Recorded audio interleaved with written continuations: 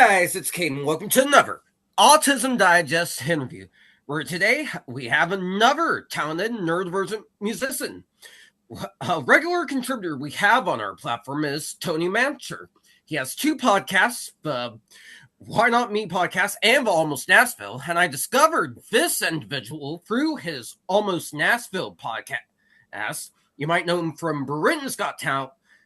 He's a trained tenor, and he has a couple of concerts coming up around the time of this recording. The incredibly talented Jonathan Antoine. Thanks for coming on, John. Thank you for having me, and what an introduction. Thank you, I really appreciate it. We got to introduce him well on here. That's how this works. You do. All right, so for those that may not know you, do you mind telling a bit of your story in your own words to start us off? Yeah, absolutely. So, back in 2012, 14 years ago now, I was on a TV show called Britain's Got Talent, and I sang with a lovely young lady named Charlotte who went to my high school, and people really liked it. It got, like 12 million views, within the first little while, and now it's at like 100 and something million views. It's ridiculous. I try not to think about it, but from there I've been able to have a career in singing and just making cool, fun stuff. And my latest thing I made in this studio that I'm talking to you from. It's at home, so I'm just super lucky that and I've been supported by such wonderful people.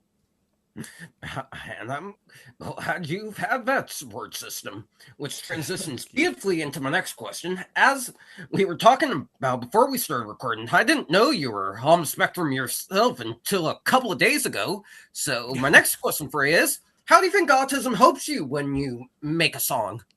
Oh, it's a good question. And I mean, I didn't know until a couple of years ago. I just got diagnosed at 28, so it took a while. But the way that it helps, I mean, it's interesting because, it's been the way that I've done it the whole time. I've never known any different way.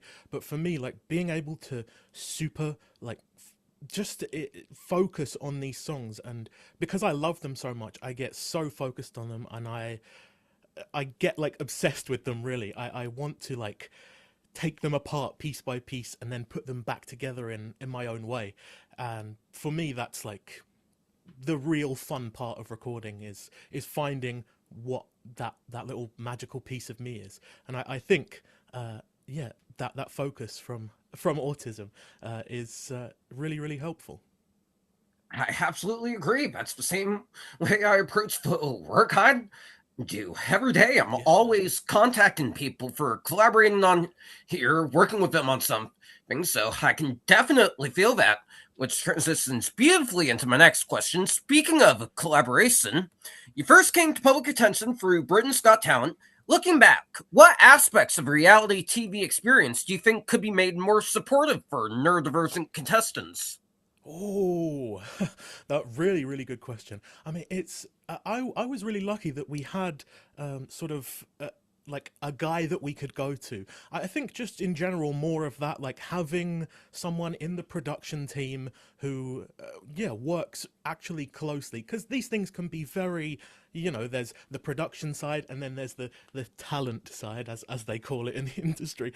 But just a little more closeness of that, I think, just so that each individual person that you're working with, and you can cater a bit more to their individual needs, because there's no magical playbook where you can just do this one thing and everyone's happy.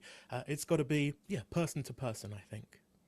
Exactly. And I'll add something else, especially for Kardashian style reality shows. There should be a neurodivergent consultant on the set regularly.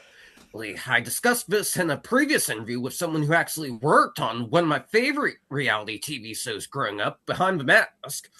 And if we can have more of that, we never have half the problems in reality TV again, whether it be a competition show or a Kardashian-style drama show showcasing their lives. So I can definitely feel that. Which transitions beautifully into my next question for you. You touched on this a little bit.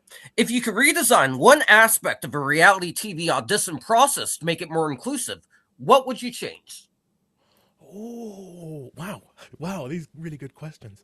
Um, I think I would just just keep people a little bit more informed is the real thing, because a lot of the time you get these long stretches where you're in holding pattern, and like for someone who wants a routine and wants to know what's coming next, that can be like really difficult. So just not not holding people for so long, and just letting them know where things are going. I think a little more transparency is so important in basically all factors of life, not just the TV. Exactly. Exactly. If people were more honest and open about what happens in society and what we can expect from, say, a job in whatever industry they choose, it would be so much easier to It navigate really life. would. Really would. Oh, true, true. All right, that transitions beautifully into my last question. You have a couple of shows coming up in fall. Do you mind going into a little bit more detail about where people can buy tickets, what they can expect from the show, and everything else? Yeah, absolutely. So it's my first show in a little while. This is like a test show. It's September. It's on the 11th, and it will be in St James's Piccadilly in London. But and people have been really amazing so far in supporting, and all the VIP tickets sold out. We've just got general admission left.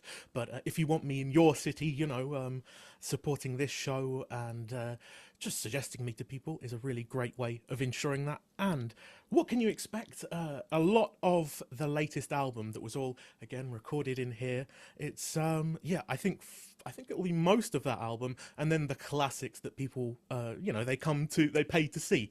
So I'm hoping that everyone gets a little bit of something out of it, and yeah, that we can all have a lovely, lovely evening, and then into a bunch more shows in your town. That's definitely the goal.